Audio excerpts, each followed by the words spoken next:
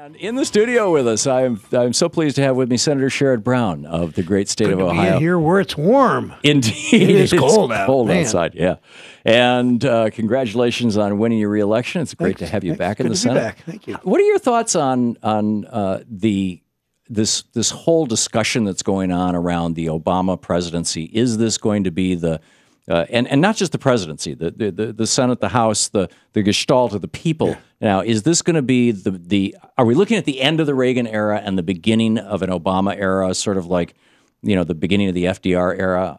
Do you think that this is a turning point in America? Well, I think it can be. You mentioned FDR. You think about I remember hearing on your station, on your show, the speech about the Royalists one time. But when FDR met with a group of progressives and they pushed him and he said, "I agree with you, now go make me do it." And I think that the president's sort of asking for that now. I think that he wants to move in this direction.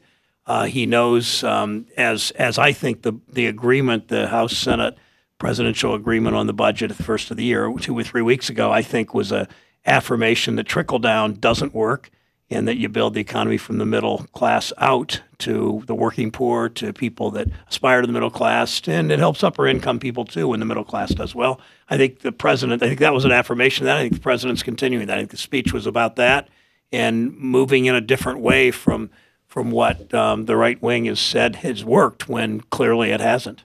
Yeah, 32 years of trickle down and a few drops off the edge of the table. Yeah, you look at particularly the last 10 years, from 2000 to 2010, the far right had their tax system in place, major tax breaks for the wealthy, a lot of military spending, and there was almost no net job growth in the private sector, and most people didn't get a raise for those 10 years. Yeah. And so clearly, since 2010 with the Recovery Act and the auto rescue and enforcing of some trade rules and all, we've seen some manufacturing jobs come back. We lost 5 million in the 10-year period. We've grown back about 500,000, nothing close to what we need, not nearly enough focus on wages and job growth and manufacturing, but starting in that direction. I think the State of the Union or the inaugural address is an acknowledgement to move forward.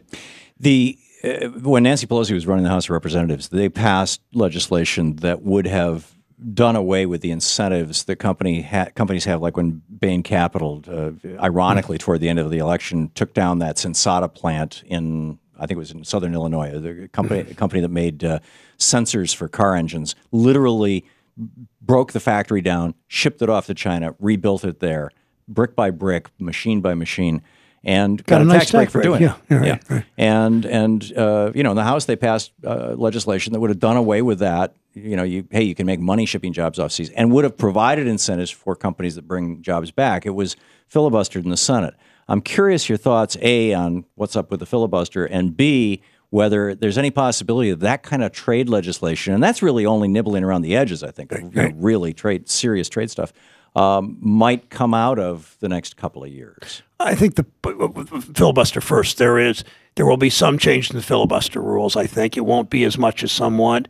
I know Reid is talking very seriously to McConnell. McConnell sees the handwriting on the wall that he's got to compromise on this.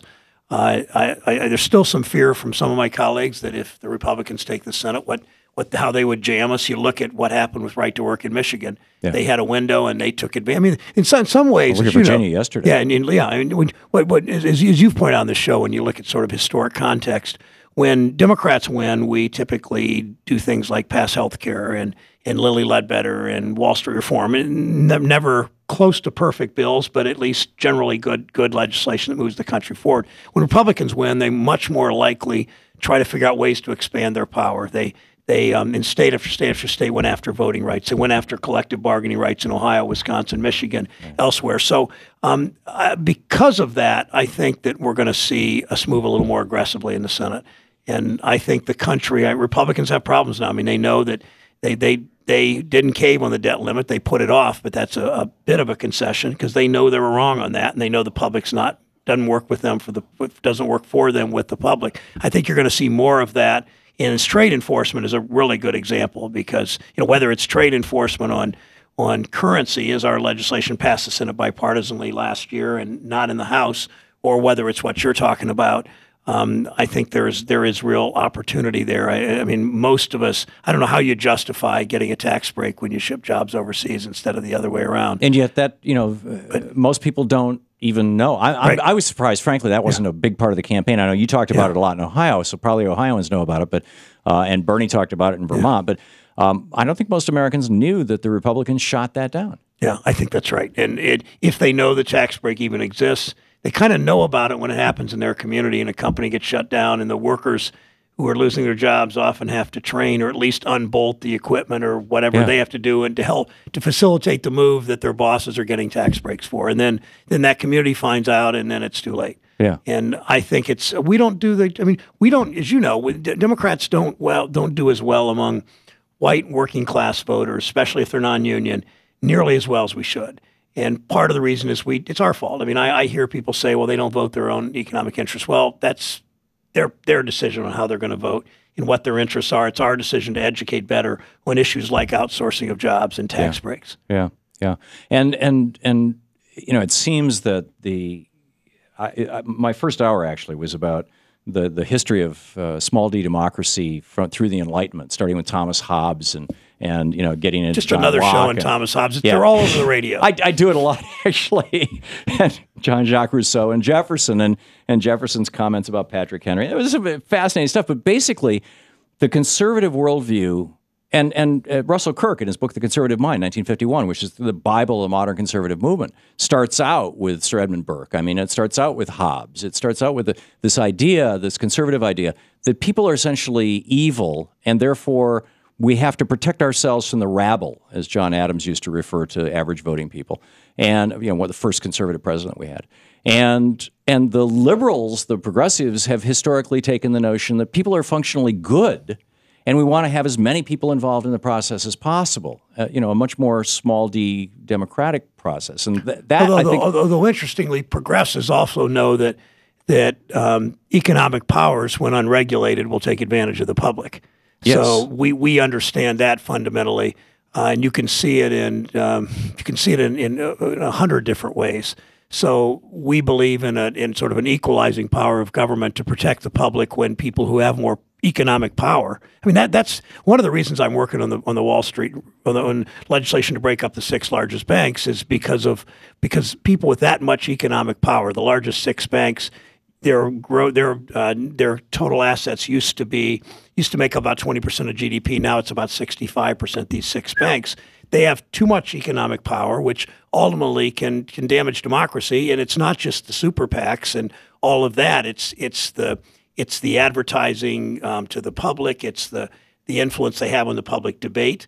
It's their influence with pundits, and except for the Thom Hartmann show, of course, in other places. And that really is potentially undermining democracy, that kind of economic power. So what are the things that are on your radar screen? You say you're working on breaking up the banks. Yeah, I'd like to know more about that, but also what are the things? Sure. To me, it's continued focus on jobs, on manufacturing, on how to see wages begin to grow in this country again, and that means funding infrastructure from highways to bridges to community colleges.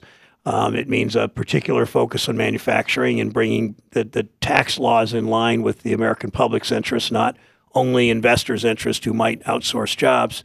And the bank issue is the breaking up of the largest 6 banks, requiring them to divest some of their assets. We got 35 votes when I brought it to the Senate floor back 3 years ago with Senator Kaufman of Delaware, who has since left. And I know there'd be more votes for it today. And I think that when you see somebody like George Will and Mary Madeline, people like them say the banks have too much power, we should consider that proposal. You're hearing it from Fed governors. You're hearing it from progressives, and have all along. It's one of those issues. I think its time will come, and the time is closer, way closer than it was a couple of years ago. Yeah. Joe Stiglitz was writing in the Financial Times a couple of days ago about how a job or jobs, jobs have a disproportionate impact on an economy, that you can cut taxes and you can create some economic stimulus. You can spend money. You'll create a certain amount of economic stimulus. You create jobs, you create a disproportionately larger economic stimulus than either tax cuts or spending. Why is it that Americans are so focused on cuts and on taxes, and nobody's talking about jobs? well, certainly not nobody, but I know certainly you are. no, well, way more than me. But the public, I mean, we've let them manage this debate too much that it's not a revenue problem, it's a spending problem. Well, really, it's a jobs problem. Yeah. And I think that's why when you called off the air, you were very complimentary of the president's speech. I mean, the inaugural address, and I think that's a recognition on his part that it's got to be about jobs. It's got to be about people making decent wages. I mean, one of the curious things that's happened in this beginning recovery, Ohio's unemployment rate's gone from around auto rescue time, 10.5% now down to under 7%. But I do a bunch of roundtables around Ohio. I was in an affluent county the other day in north of Columbus, and a woman said there are more, as the unemployment rate's coming down, there's still more people in food stamps on SNAP, more than there were the year before. And that's all about wages, that people are going back to work, but too often in a $12 or $10 an hour job, right, and not even making even close to a livable wage. And so they are getting SNAP. And so in some sense, the government's subsidizing these low-wage jobs. Taxpayers are paying these companies that underpay their workers. Which is a perverse incentive. Senator Sherrod Brown is with us. We'll be back